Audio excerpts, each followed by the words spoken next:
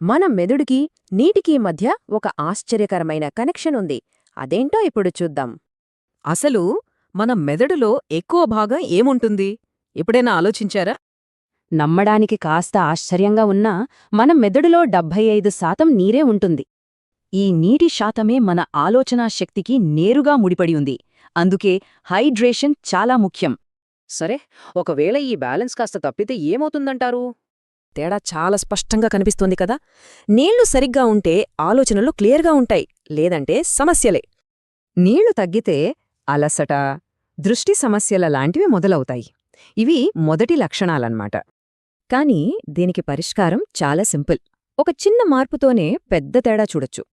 అంటారు కదా, చిన్న చిన్న మార్పులే పెద్ద పెద్ద ఫలితాలనిస్తాయని. అది ఇక్కడ కరెక్ట్. సో మెదడు చురుగ్గా ఉండాలంటే తగినన్ని నీళ్లు తాగాలి. దాన్ని ఒక అలవాటుగా మార్చుకోవాలి. ఎందుకంటే మన పెద్దలెప్పుడో చెప్పారు, ఆరోగ్యమే మహాభాగ్యమని. మరి మన ఆరోగ్యానికి మనం సరైన ప్రాధాన్యత ఇస్తున్నామా? ఒక్కసారి ఆలోచించుకోవాలి.